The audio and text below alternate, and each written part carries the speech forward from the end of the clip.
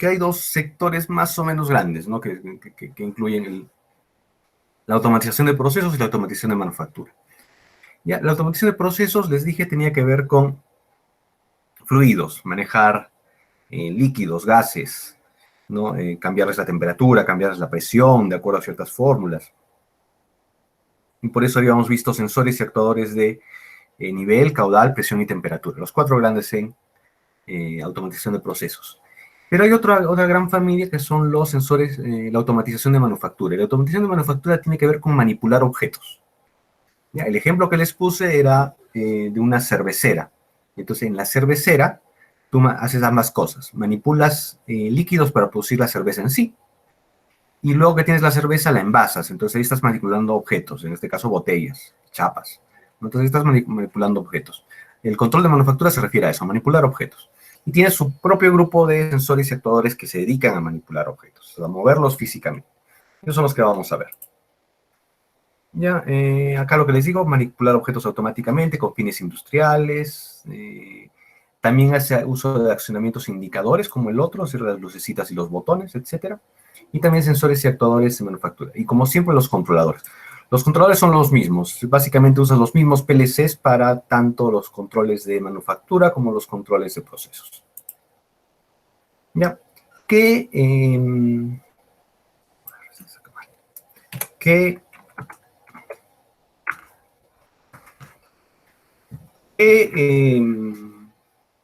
propiedades, qué características tienen estos instrumentos? Ya, uno de nuestros dos conocidos, ¿no? La exactitud, que es la cercanía al valor real, y la precisión, que es la repetibilidad. Ya que solo ese es el mismo concepto que se tiene en el caso de los sensores de procesos. ¿No? Ya los hemos visto. A eso le agregamos la velocidad de respuesta, es decir, cuando, por ejemplo, cuando pasa un objeto, qué tan rápido lo detecta el sensor. Entonces, a veces puede demorar un poco. Entonces, a menor sea ese tiempo de respuesta, es mejor el sensor. Y lo otro es el proceso de calibración, que es lo mismo, ¿no? Es un proceso en que se establece la relación entre la variable de medida y la salida. Lo que habíamos hecho al comienzo. Igual que cuando hicimos con procesos que calibrábamos, hacíamos como si estuviésemos calibrando un sensor de temperatura, por ejemplo, lo mismo acá, pero acá se calibra para que puedan saber que está en una posición exacta. Ahorita lo vamos a ver un poco más. Otras dos características, la fiabilidad, es decir, que no falle, que trabaje 2 años sin fallar en ningún momento, por ejemplo, y la facilidad de funcionamiento, es que para instalarlo y para trabajarlo no tenga que ser muy complicado de utilizar o de manejar. ¿Ya? Otra cosa que se ve acá, y lo vamos a ver después en el laboratorio, es el tipo de conexión. ¿Ya? Y los sensores se conectan de esta manera. Corriente continua a la izquierda de 2 hilos. ¿Ya? Entonces, esa es la manera más normal de conectar. Positivo y negativo. Corriente alterna de 2 hilos se conecta positivo y negativo, no positivo y negativo, sino de frente al voltaje de corriente alterna. Hay dos maneras de conectar, que son estas, las conexiones que se llaman de tres hilos. Entonces, si tienen un conector de 3 hilos, en corriente continua, conectan positivo, negativo, y al medio les va a venir el sensor, este lado es el sensor, viene con un tercer cablecito, y ese se conecta a través de la carga, ¿ya? Es decir, acá va a estar el detector, al positivo. Este rectangulito de acá representa la conexión al PLC. ¿Ya? Entonces, es así como se conecta.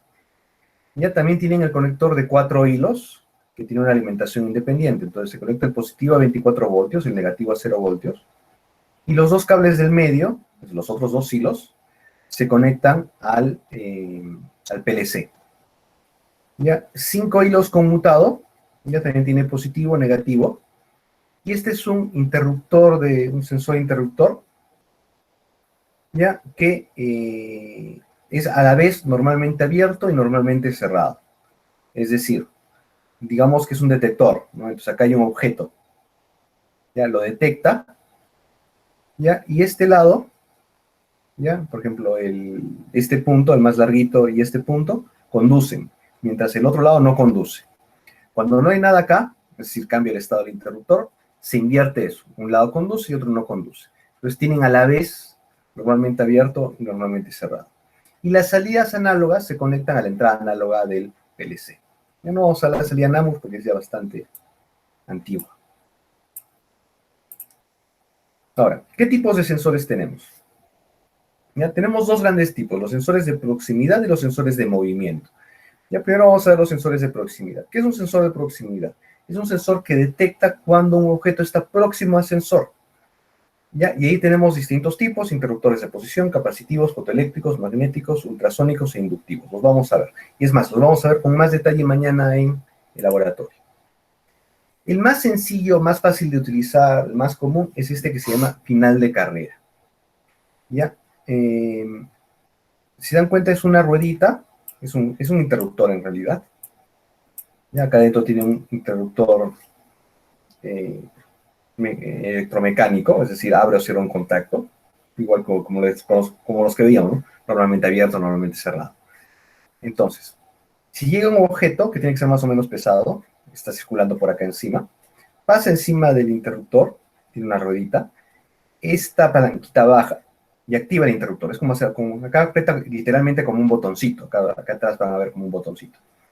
Entonces, cuando hay algo con cierto peso encima, aprieta el interruptor y se abre el contacto o se cierra el contacto.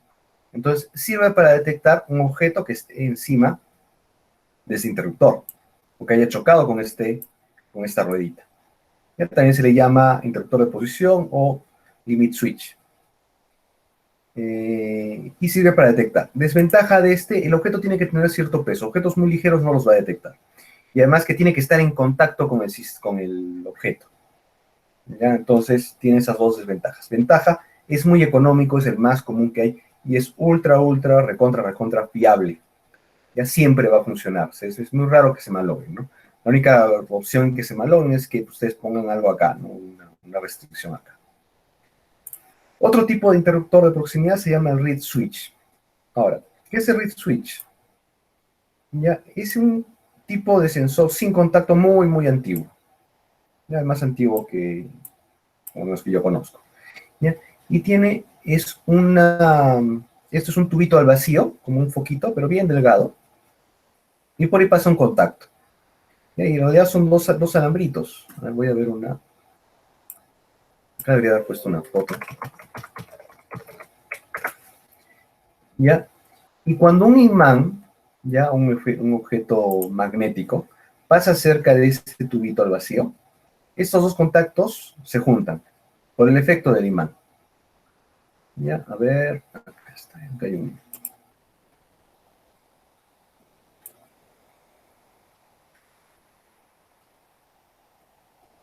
Ya, por ejemplo, se miran así, esos reed switch.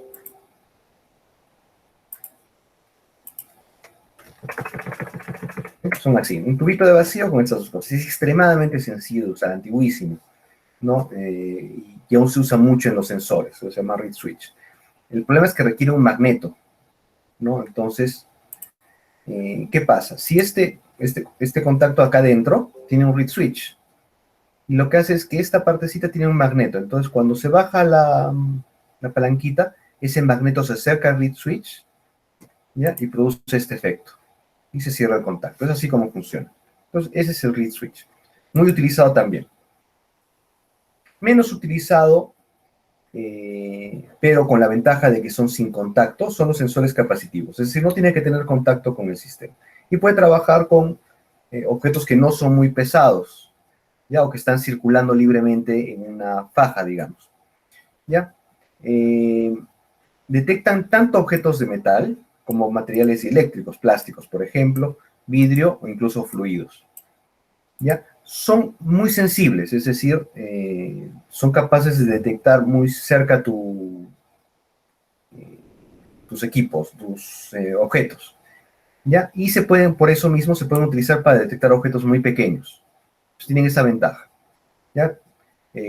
Detectan todo tipo de material y aparte pueden detectar objetos muy pequeños. Esos tienen buena sensibilidad para la detección de objetos. ¿Ya? Usan este principio, es decir, en la puntita del sensor, esta es la punta del sensor, siempre tienen este enroscado y una tuerca para poder ensamblarlo, tienen esta puntita del sensor, ¿ya? Justo delante de esta puntita, cuando pasa un objeto, cambia la capacitancia que tiene el sensor adentro.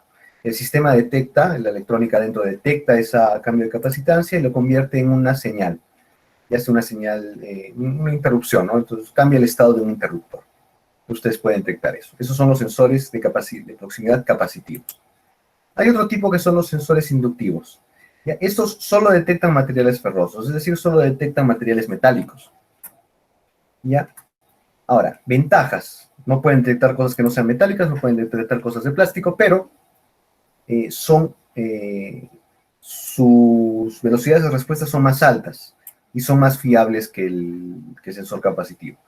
Entonces, si el sensor capacitivo, ya justo porque es sensible, no tiene velocidades de respuestas muy altas, ¿no? Entonces, si por ejemplo están pasando por la faja, está pasando 5 objetos cada segundo, probablemente no los detecte.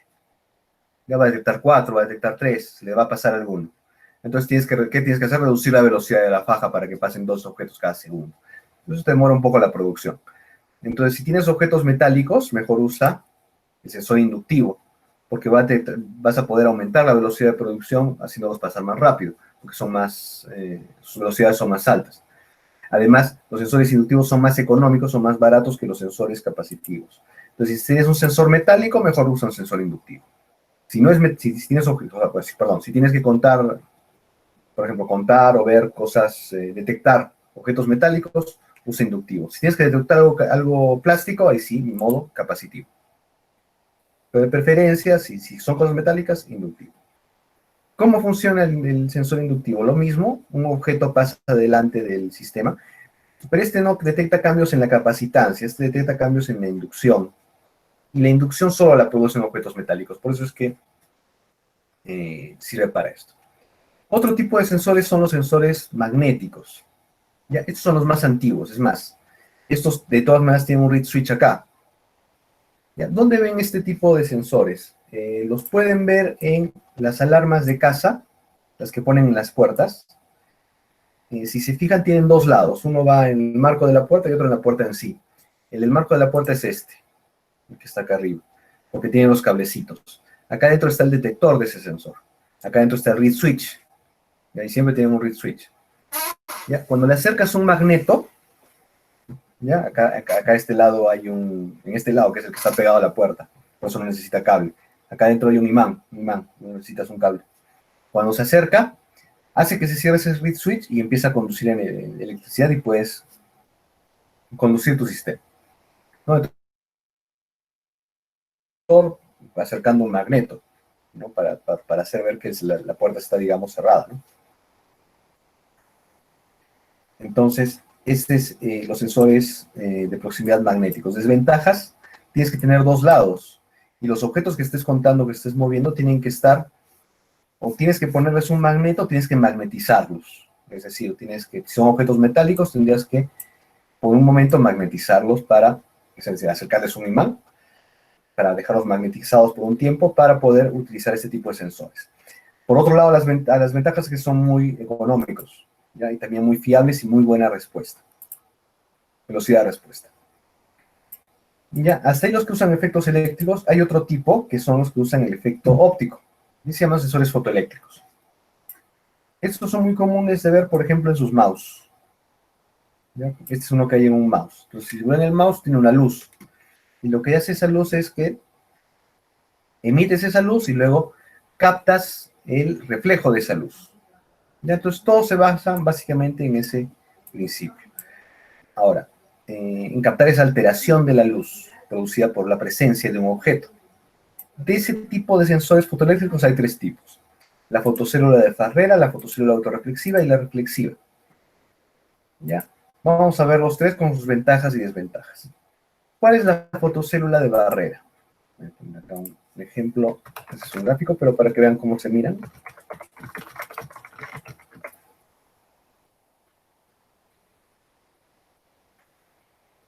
Físicamente, a ver, se ven así.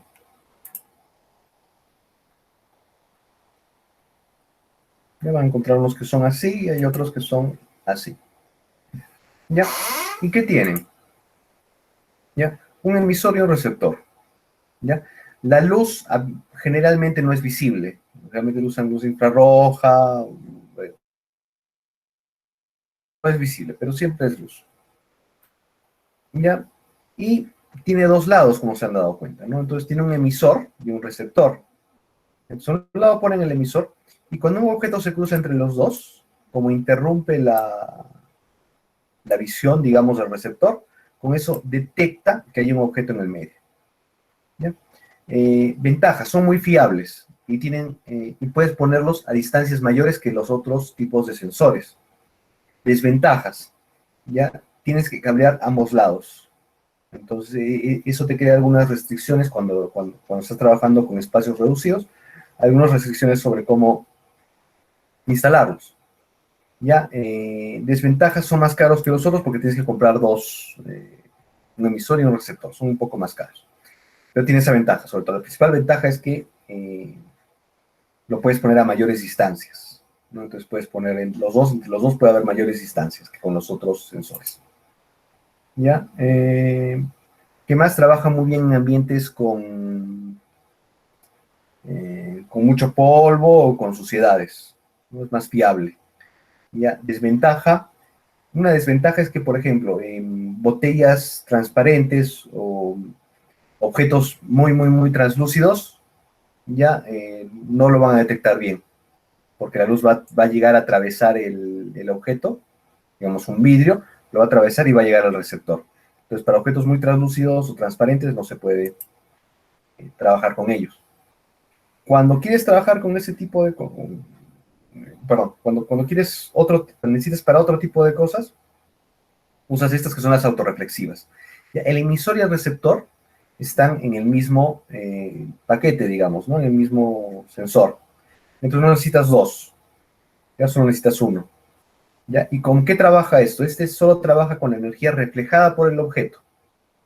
Entonces la luz que refleja el objeto es la que capta. Justo porque no tiene dos lados, ya es más económica. Ventaja adicional, solo tienes que conectarlo por un lado, porque no tienes que conectar ambos lados del sistema, solo es uno. ¿Ya? Problema, si el ambiente es con mucha suciedad o polvo, sí puede causar problemas, porque se ensucia o causa reflejos, ¿no? El tipo de reflejos que causa el polvo. Cuando hay mucho polvo, va a reflejar la luz y va a pensar que hay un objeto. Entonces puede ser muy difícil, ahí no se usan esos. Entonces todos tienen ventajas y desventajas. Otra desventaja es que la distancia no puede ser mucha, porque si el objeto está muy lejos, la cantidad de energía que se va a reflejar va a ser muy poca y no lo va a detectar. ¿Ya? La distancia de detección ya va a depender del color del objeto. En serio, algunos objetos van a reflejar mejor que otros. Eso por naturaleza de la luz. Entonces, por ejemplo, si la luz es roja, va a detectar con mayor facilidad un objeto verde, por ejemplo, que un objeto rojo. ¿Ya? Porque va a reflejar menos de esa energía. ¿Ya? Entonces tiene esas desventajas. Objetos de ciertos colores tampoco es bueno trabajar con estas fotocélulas. ¿Ya? Y la distancia de detección es mucho menor. Esa es la gran desventaja de estas fotocélulas. Ahora, ¿cómo se resuelve eso? ¿Ya? A medio camino. O sea, esta tiene mayores distancias, esta tiene menores distancias, pero es más barata. Entonces, ¿cómo lo resolvemos eso? A medio camino, usamos unas que se llaman reflexivas. Son igualitas, el emisor y el receptor está en el objeto, pero al otro lado del espacio donde quiero detectar mi objeto, pongo un espejo. ¿Ya? Entonces, el espejo obviamente no tengo que alimentarlo con energía, entonces puedo operar simplemente. Es más, la mayor parte de veces no son espejos, son stickers reflectivos. ¿Ya? Y no detecta el reflejo de la presencia del objeto, sino detecta lo opuesto, la ausencia de reflejo. ¿No? Entonces, todo el tiempo está detectando que hay un reflejo, pero cuando entra algo, interrumpe eso, ¿ya? Y así sabe que hay algo en el medio, porque ya no está recibiendo el reflejo que estaba percibiendo anteriormente. Y ¿dónde lo encuentran? Por ejemplo, en los ascensores. En los ascensores los van a encontrar mucho. La puerta del ascensor van a ver un huequito negro, un espacio negro. Dentro de eso está un tipo de sensor de ese tipo. Y justo al otro lado, en línea recta, van a encontrar un sticker reflectivo. Entonces, cuando ustedes están aquí, el sistema detecta que están ahí y evita que se abra la puerta y que los aplaste y los agarre, ¿no? Entonces, esa es la función de la fotocélula reflectiva. La ventaja de este es que es económico y a la vez tiene distancias de detección mayores que la autorreflexiva. No llega a ser tan buena en distancias de detección como las fotocélulas de barrera, pero lo compensa porque es más económico. Ahora, cuando tienen todos esos temas, ya, si tienen algún material especial que es muy reflectivo, muy transparente, muy translúcido, otro que causa problemas, por ejemplo, son el corrospum, por ejemplo, las espumas, ese tipo de materiales especiales, ya dejan de usar estos y usan los sensores ultrasónicos. ¿Ya? Los sensores ultrasónicos usan, en vez de luz o en vez de el espectro el campo electromagnético, como estos, ¿ya? Que usan efectos en el campo electromagnético, la física que usan es la física del sonido. ¿Ya? Entonces emiten una onda ultrasónica y detectan el rebote. Entonces, si rebota, ¿ya? Rápidamente es que hay un objeto ahí. ¿Ya? Y si no rebota es de que no hay nada. Entonces ahí sí, ahí pueden saber eh, la proximidad de un objeto. Ventajas. Largo alcance, más largo que la fotocélula de barrera en un solo lado. Pueden detectar vidrio transparente, plástico, control de fluidos y pueden, por ejemplo, detectar materiales especiales como madera o con texturas muy, muy raras. Desventajas son más caros que todos los demás. Entonces, solo para materiales especiales se usan estos. Ya, acá hay una tabla donde se ve cómo se selecciona eso, ¿no? Entonces, del más barato que es el inductivo al más caro que es el ultrasónico.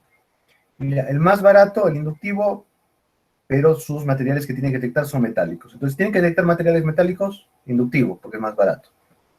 ¿Ya? Su distancia es de 4 a 40 milímetros de detección. ¿Ya? Entonces, tiene que ser cercano.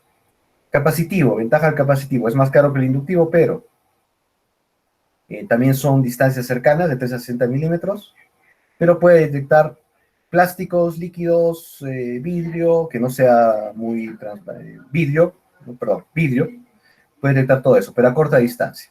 Si quieres detectarlo a más distancia, ya tienes que pasar al fotoeléctrico, ¿ya? Que es para larga distancia. Y ahí puedes usarlo para silicón, plástico, papel, metal, etc.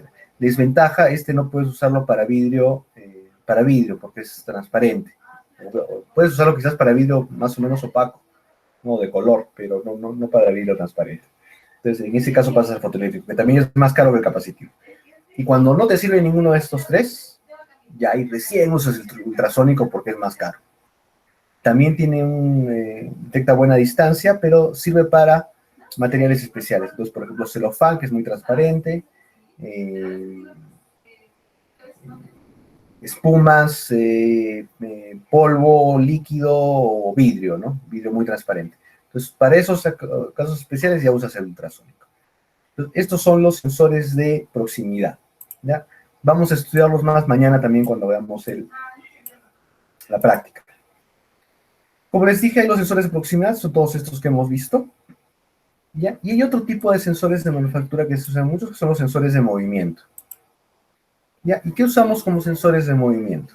¿Ya? Usamos dos tipos, ¿ya? Los encoders y los tacómetros. Ya los vamos a ver un poco. Aparte de ciertos tipos especiales, pero los principales son los encoders y los tacómetros. ¿Ya?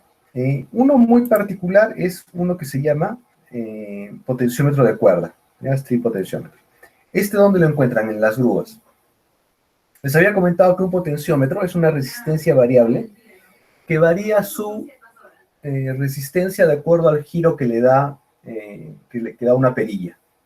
¿Ya? Entonces, de acuerdo al giro varía su resistencia. Uno de esos potenciómetros está acá adentro, con la particularidad que tiene en esa perilla enrollado un cable. Entonces, yo conecto este ladito al cable, que es un anillo, y si yo jalo el cable, voy a mover el potenciómetro dentro y va a variar la resistencia. Yo puedo medir esa resistencia y con eso puedo inferir la distancia que ha viajado ese cable, que se ha elongado ese cable. ¿Dónde encuentran esto? En las grúas, en estas grúas pluma, Ya que se extienden, ahí encuentran este tipo de potenciómetros. Otro tipo, el sensor de desplazamiento capacitivo. Usa el mismo principio que el sensor de detección capacitivo, pero eso tiene la ventaja que mide muy precisamente la capacidad. Ya recuerden que los sensores de capacitivos son muy sensibles. Entonces, de acuerdo a la capacidad, yo puedo calcular la distancia que está un objeto de la punta de mi sensor.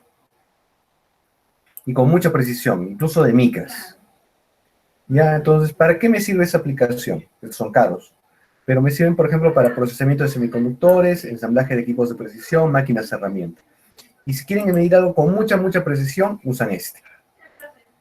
Ahora, ¿dónde pueden ver este? O ¿dónde se usan, por ejemplo? En las fábricas que ensamblan discos duros, por ejemplo. Ya el disco duro, saben, si se les cae un disco duro, casi por seguro que se malogra. ¿Por qué? Porque el lector del disco duro, dentro tiene unos discos que giran, que lo almacenan magnéticamente los datos. La distancia entre ese, para que funcione, la distancia entre ese sensor y el disco magnético tiene que ser muy precisa. ¿Ya? Entonces, esa distancia se controla con este tipo de sensores cuando se ensambla. Entonces, para cosas que sean de mucha precisión, es decir, por ejemplo, tienes que saber que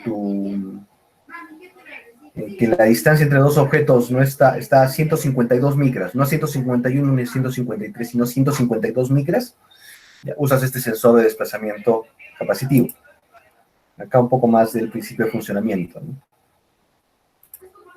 No, lo mismo. Ahora, este mide distancias lineales. Este mide distancias largas, este con contacto, este mide distancias extremadamente cortas con mucha precisión. Otro tipo de movimiento que podemos sensar ya es el giro de un motor, por ejemplo. En su carro, en los carros, en los automóviles, ustedes tienen un velocímetro que calcula, que les muestra la velocidad del vehículo, 20 kilómetros por hora, 30 kilómetros por hora. Y al lado tienen un tacómetro. Y el tacómetro les muestra en RPMs la revolución del motor, es decir, a qué velocidad está girando el motor. Eso para que no lo acelere mucho, ¿no? Por eso se vuelve rojo, ¿no? Eso es un tacómetro, y ese sensor se llama tacómetro. Mide la velocidad a la que está dando vueltas un motor. Y hay dos tipos de tacómetro, el tacómetro AC y el tacómetro DC. Ambos se basan en el mismo principio de los motores AC y DC, y de los generadores AC y DC. ¿Ya? Un tacómetro AC, ¿ya? El eje de giro pasa a través de un rotor. Entonces, ese rotor gira. Ese rotor funciona, básicamente, si se dan cuenta, un imán, un magneto. La parte externa tiene el polo norte y en la parte interna el polo sur. Perdón, en dos partes tiene el polo norte y en dos partes el polo sur. Y cuando gira, ¿ya?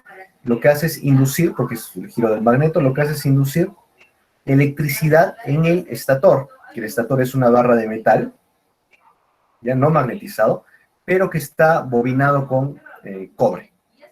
Y alrededor lleva un bobinado de cobre.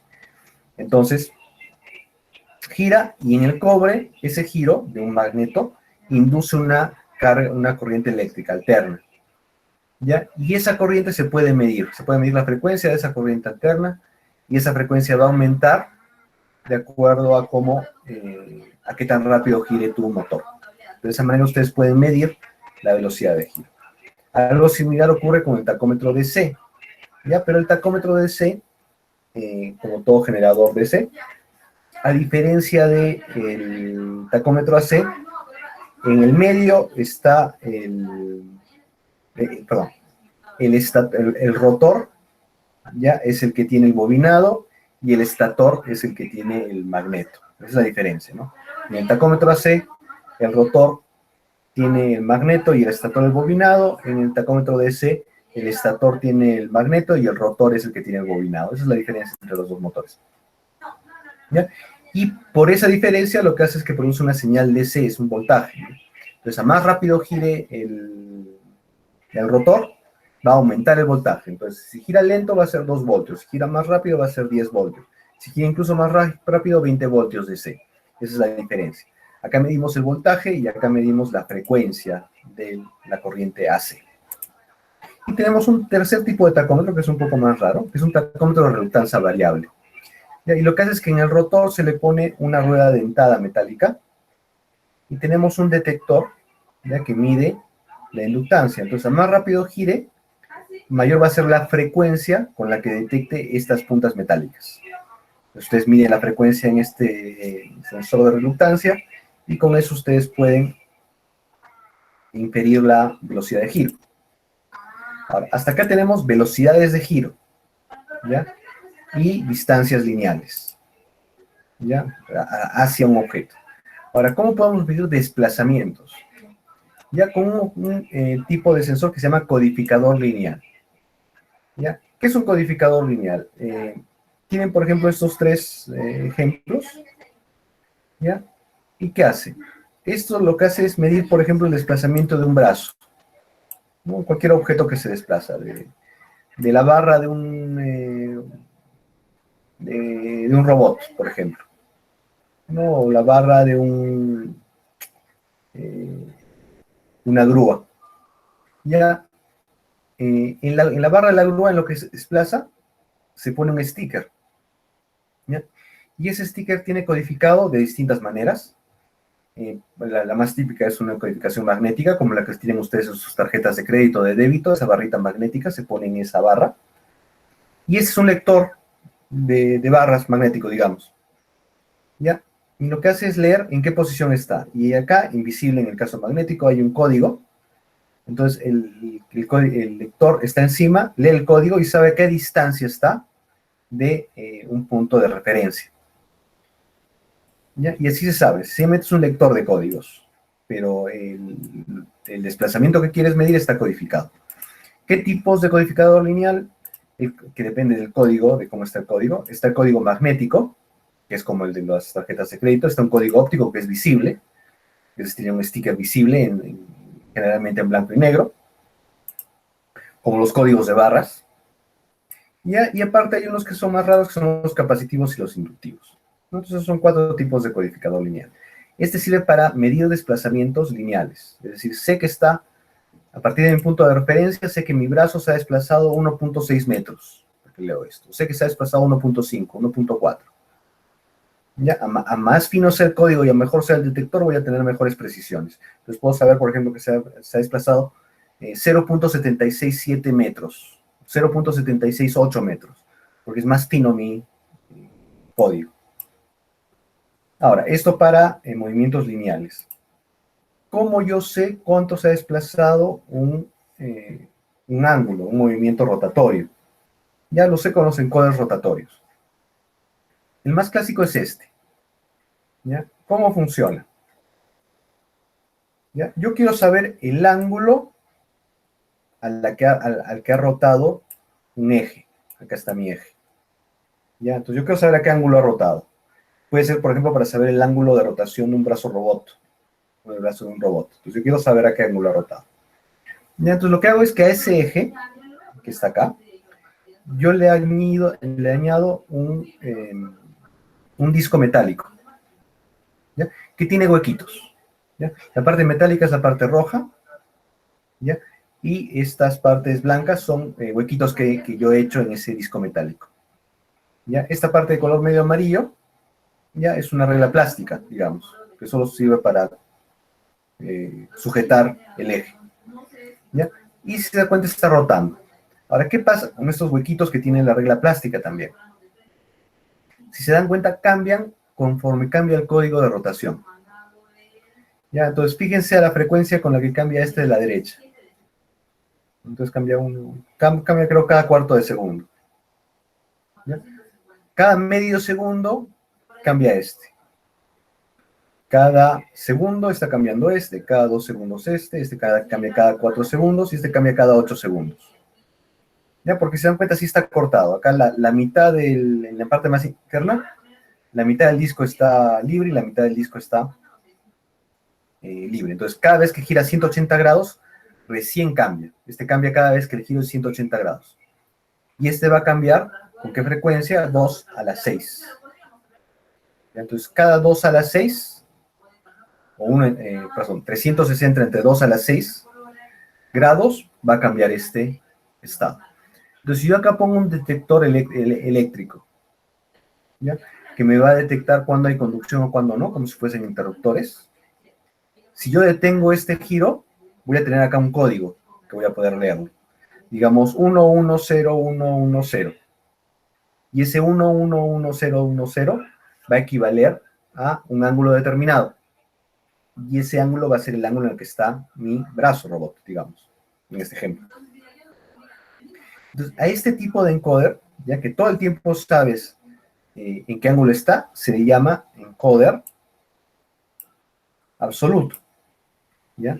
Si yo, por ejemplo, esto lo tuviese conectado a una máquina y se apagase, cuando yo volviese a encenderla, como va a volver a leer el código, yo voy a saber a qué ángulo está. Por eso se llama absoluto. O sea, en cualquier circunstancia lo sabes.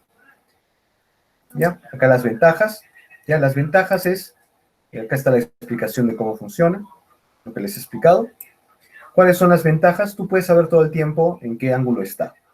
Desventajas son un poco más caros que los encoders relativos. ¿Cómo funcionan los encoders relativos? No tienen un código en la ruedita de giro. Cuando pones la ruedita de giro, solo tiene muescas, solo tiene huequitos, no están codificados. Entonces tú puedes saber si está girando a la derecha o a la izquierda y puedes saber cuántas veces ha girado. Por acá pasa una luz hasta el detector. Entonces puedes contar. He girado 10 a la derecha, luego he girado 5 a la izquierda, luego he girado 20 a la derecha, luego he girado 5. Ahí tu sistema puede saber en qué posición está, pero relativo a la posición inicial. Es decir, yo lo pongo en la posición 0. Yo puedo saber que ha girado, sumando y restando, 10 grados hacia la derecha. Perdón, en sentido horario. 10 grados en sentido horario. Pero solo lo voy a poder saber relativamente a la posición inicial. Si yo apagase el sistema, perdiese la memoria, ya cuando yo volviese a iniciar el sistema, tendría que volverlo a ponerlo en una posición 0 para poder saber el ángulo en el que estoy. Entonces tiene que ser recalibrado continuamente. Esa es la desventaja del relativo. La ventaja es de que es más económico y más compacto que el absoluto. ¿No? Acá lo que ya les he comentado. Tipos especiales de sensores de desplazamiento. Uno es el del efecto Doppler. ¿Qué es el efecto Doppler? Cuando ustedes escuchan acercarse un carro, un ómnibus, una ambulancia. El ejemplo típico es con la ambulancia. Cuando se está acercando, escuchan cómo se va haciendo cada vez más agudo el sonido de la sirena. Es un sonido muy agudo y cuando pasa a su lado cambia ese estado y empieza a hacerse más grave. Y así saben ustedes que se aleja. Eso les parece a ustedes porque están estáticos y la ambulancia se está acercando y se está alejando. Pero para el conductor de la ambulancia, en ningún momento cambia el sonido. ¿Ya? Eso es relativo al desplazamiento de la persona. ¿Ya? Y sobre todo a la velocidad.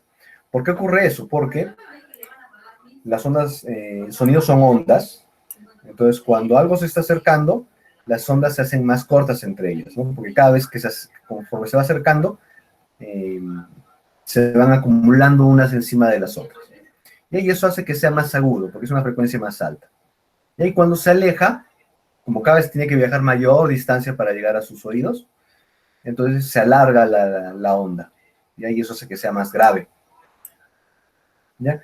Entonces, ¿para qué podemos usar eso? En algunas circunstancias especiales podemos usarlo para medir la velocidad a la que se está desplazando algo, en sensores muy específicos. Esos son los sensores tipo Doppler.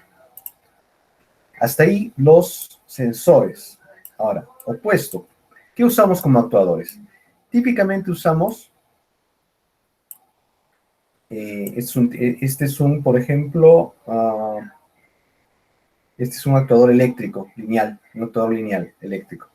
Ya, entonces, los actuadores nos sirven para desplazar las cosas. Así como nosotros acá medimos qué tanto se han desplazado las cosas lineal o rotacionalmente, o a qué velocidad van, lo mismo, los actuadores tienen que hacer que las cosas giren, que las cosas se desplacen. ¿No? Entonces, ese es el objeto de los actuadores de manufactura. ¿Cómo los clasificamos? Los clasificamos de dos maneras. Por la energía que utilizan, que puede ser eléctrica, hidráulica o neumática, ya que tienen sus ventajas y desventajas, La neumática es muy limpia de usar, fácil de usar, no produce mucha suciedad como la hidráulica, pero maneja pesos pequeños. La hidráulica maneja pesos más pesados, pero es más compleja, ya requiere más energía y es más sucia, ¿no? O sea, se derrama el aceite neumático, etc. Entonces, tiene desventajas. Y la eléctrica es un poco entre las dos, ¿no? O sea, es limpia porque es electricidad, pero no puede desplazar tampoco tantos pesos como la hidráulica. Ya, pero sí puede desplazar pesos, más peso que la parte neumática. Entonces, la eléctrica está en el medio.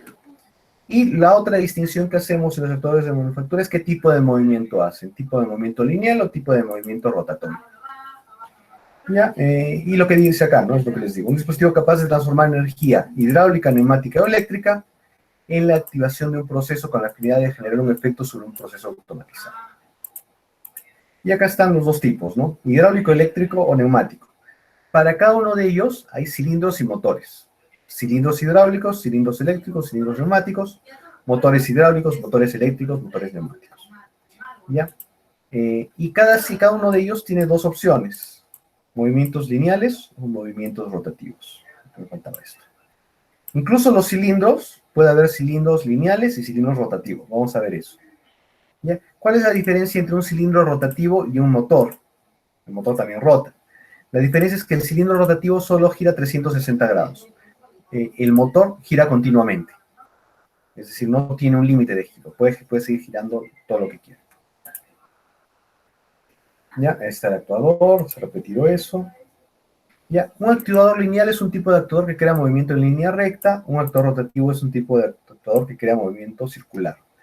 Diferencias. ¿Ya? Por ejemplo, este es un actuador, no se engañen, es lineal. El motor, si se dan cuenta, es un motor eléctrico que está girando, pero el movimiento que produce es lineal, es decir, se mueve en esta línea. Ya, el movimiento no es circular, es lineal. Entonces es un actuador lineal. Lo mismo que este. Igual, acá hay un motor eléctrico, ya tiene un tornillo sin fin, ¿ya? Y si yo giro a la derecha o giro a la izquierda, por el tipo de rosca, este actuador, esta parte del actuador va a desplazarse en sentido lineal. Es distinto que este tipo, por ejemplo, ¿no? Este es un actuador rotativo, porque el movimiento que produce, el desplazamiento que produce, es rotatorio. ¿Ya? ¿Cómo se miran este tipo de actuadores para los hidráulicos? Vamos a empezar con los hidráulicos. Son más o menos de este tipo. ¿Ya? ¿Y qué pasa? Por acá meten el líquido hidráulico y como está a presión, eso va a desplazar este vástago y va a hacer que salga. ¿Ya? Ahora, se utiliza fuerza hidráulica para empujar y una fuerza externa diferente para contraer. A eso se llama un cilindro de efecto simple. Hay dos tipos de cilindros, el efecto simple y el efecto doble, en todo, en hidráulico y neumático. ¿Cómo es el de acción? ¿Cómo es el de acción simple? Ya si dan cuenta, tiene una válvula, la válvula deja pasar el líquido hidráulico a un lado del cilindro, y cuando pasa presión, lo que hace es que el vástago salga hacia la derecha, en este caso. Ahora, en el otro lado del casquete del vástago, hay un resorte mecánico. Entonces, cuando pierde presión acá, este resorte mecánico hace que vuelva a su sitio. ¿Ya? Y de esa manera puede producir la actuación. Este es el cilindro de efecto simple. El cilindro de acción doble no usa un resorte, sino que tiene una válvula doble, ¿ya? Que deja pasar el fluido hidráulico a un lado o al otro del gasket. ¿Ya? Entonces, si un lado está a alta presión y otro está al lado bajo presión, se desplaza hacia ambos lados. Ventaja de este, ya puede hacer fuerza en ambos sentidos, es decir, puede empujar y jalar algo pesado. Este solo puede empujar algo pesado, porque si lo ponen a jalar algo pesado, el resorte no va a tener la suficiente fuerza como para jalar ese objeto. ¿Ya? Entonces, dependiendo de lo que tengan que hacer, van a tener que usar uno de cilindro de efecto simple, efecto doble. Ahora, esto lo estamos usando con una válvula. ¿Ya?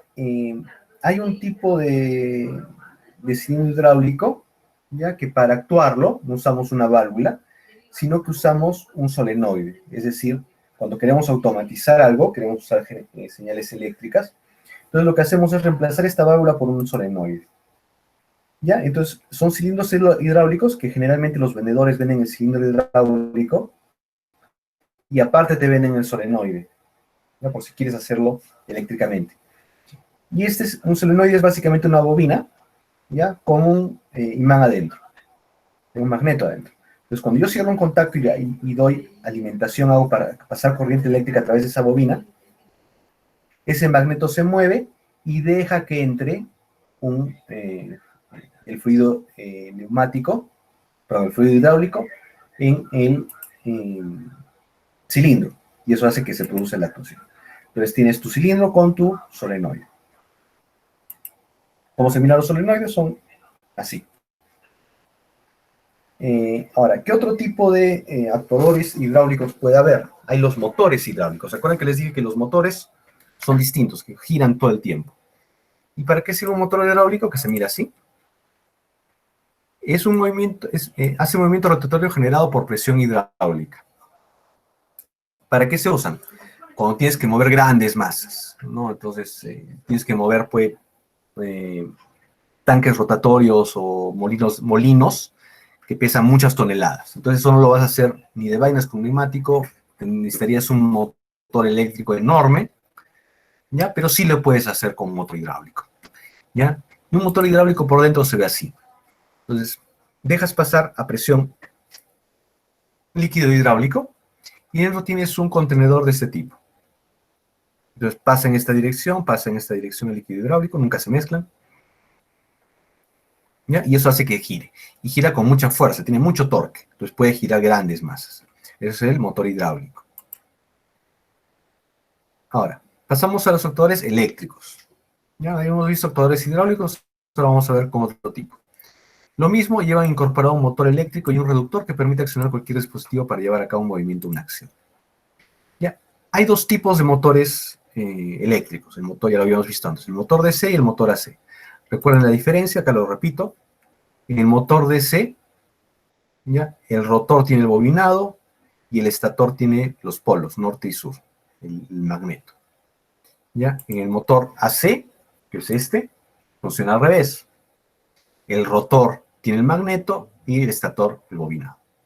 Entonces, es la diferencia entre los dos. Los dos se pueden usar. ¿Cuál es la única diferencia? Que uno lo alimentas con corriente eléctrica alterna, que puede llevar una mayor cantidad de potencia, y el motor DC con corriente continua. Hay un tercer tipo de motor que se llama el motor paso a paso, que es como este. Este, ¿dónde lo encuentran? Lo pueden encontrar en sus impresoras.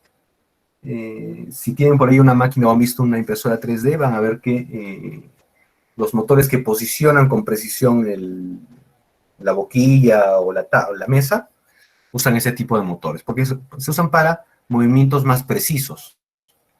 ¿Por qué? ¿Ya? Porque lo que hacen es cambiar la disposición de los magnetos para que esta flecha, que es el eje, cambie. Entonces, por ejemplo, acá yo tengo azul, azul, rojo, rojo. Entonces, como el eje tiene un magneto, el magneto se va a posicionar en esta posición. Si yo cambio la disposición, ¿ya? Y son electromagnéticos, cambio el voltaje del sentido del voltaje, estos dos se van a poner, va a ser polo sur, estos van a ser polo norte, lo voy a invertir, y la flechita va a apuntar en el otro sentido. Y tú puedes, en este caso que tiene 4 electromagnetos, vas a poder tener 4 posiciones o 4 pasos.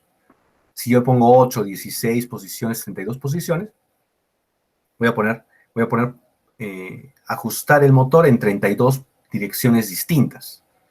Entonces, por eso que se usa esto en motores paso a paso en robots, por ejemplo, ¿no? Entonces, para ponerlo en posiciones, accionarlo en posiciones muy indicadas. Este se mezcla para un robot, por ejemplo, con este tipo de sensores. Entonces tengo un motor de paso a paso, el eje lo paso a través de acá y con eso tengo una realimentación de la posición en la que está ese motor paso a paso. Entonces siempre van de la mano. Y finalmente, con otro tipo de energía, que es la energía neumática, que es la que más comúnmente se usa. ¿Ya? La ventaja es que es limpia, o sea, no ensucia mucho, es fácil de usar. tiene tiempos de respuesta razonables, pero no puede mover muchas cosas muy pesadas. ¿Ya? Pero en general sirve muy bien y por eso se usa bastante. ¿Ya? Mismo principio, simple efecto, ¿ya? Y doble efecto. Es el mismo principio que el hidráulico, pero es el de doble efecto, pero que en vez de usar energía hidráulica o un líquido hidráulico, aceite hidráulico, lo que hace es usar aire, aire comprimido. ¿Ya? Hay otro que es el cilindro de doble efecto, ¿ya? Que ya también lo hemos visto, es el mismo principio que en el otro. Y hay un tipo especial de cilindro que les decía, que era el cilindro giratorio. No es un motor porque no gira continuamente, sino solo hace un movimiento giratorio. ¿Ya? Y puede obtenerse movimientos hasta 300 grados. ¿Por qué hasta 300 grados y no 360? ¿Ya? Por esto. Es así como funciona. ¿Ya? Entonces, por acá entra la presión neumática, ¿ya? Y el cilindro gira. ¿Ya? Y por acá sale el aire también, ¿no? Ahora, el problema es, no puedes poner todo el giro porque tiene que haber un espacio para separar estas dos entradas, ¿no? Entonces, por eso es que no puede girar 360 grados. ¿Ya? Pero te sirve para movimientos rotatorios. Hay otro tipo especial que es el cilindro de doble vástago, que es el de arriba. ¿Ya? Entonces, igual es un cilindro neumático, ¿ya? Pero tiene vástagos a ambos lados. Entonces, yo puedo hacer un movimiento por acá, luego lo desplazo hacia acá, este se contrae y este se expande. Entonces, para ciertos movimientos te puede servir el cilindro de doble vástago. Ya, acá un ejemplo, estaba animado, pero es un cilindro de doble vástago. Y finalmente los motores. Estos son actuadores giratorios y estos son motores. ¿Ya?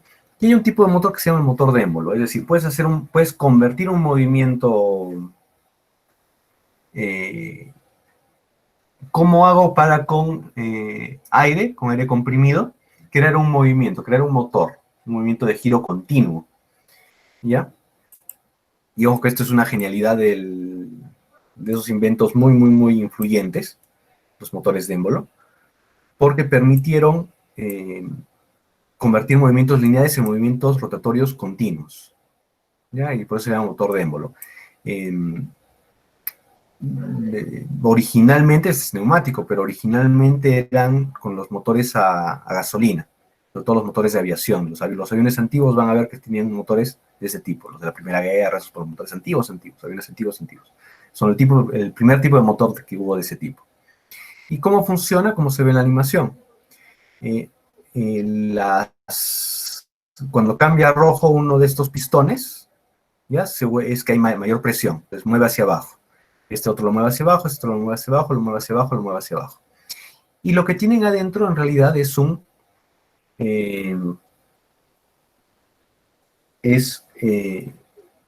pieza metálica con un hueco en el medio que es excéntrico. Es decir, este huequito en el medio que está en color cian, ya no está en el mismo centro del círculo verde, de la pieza verde, sino que está un poquito movido.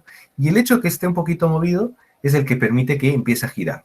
Porque yo a través de ese hueco hago pasar mi eje, que está fijo, ¿ya? Y este mecanismo hace que gire. Esta disposición es muy sencilla, pero es la verdad una genialidad de la mecánica, ¿no? Y permitió tener motores muy potentes en una época en que la energía que se disponía era muy poca, ¿no? Y de hecho los primeros aviones, por ejemplo, se desplazaban con este tipo de motores. ¿Ya? Otro tipo de motor de actuadores de movimiento rotativo, ya es el motor de aletas. ¿Ya? Este motor sí puede girar 360 grados, por eso es que es un motor. ¿Ya? ¿Y cómo funciona? Sencillamente metes aire a presión en una turbina, en una aleta. ¿Ya? Entonces el aire va pasando. Y a más presión haya, más rápido va a girar. Todos ustedes conocen este tipo de motor y algunos probablemente le tengan miedo porque es el tipo de motor que se usa acá. ¿Ya? En los dentistas. Por eso que los dentistas usan aire comprimido y tienen su compresora, porque sirve para mover un pequeño motor neumático que está acá, que tiene la ventaja, como tiene buena presión, que puede alcanzar muy altas velocidades. ¿Ya? Y esos serían los actuadores y sensores neumáticos.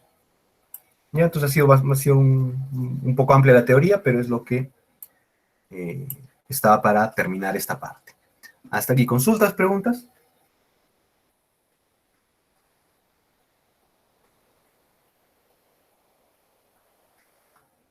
No, profe, ninguna. ¿Alguna consulta?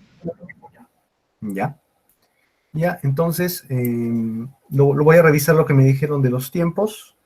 Recuerden, son 2 controles. Ya, y luego voy a dejar a partir del domingo liberados los controles para que puedan darlos cuantas veces quieran. Y voy a revisar el tema de los tiempos. Ya, y mañana vamos a ver el laboratorio ya para cerrar el tema. Entonces, nos vemos mañana, 8:30.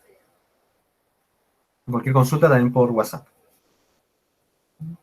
Saludos, cuídense. Gracias, profe. Hasta luego. Hasta luego, Hasta hasta luego. luego, profe. Hasta luego.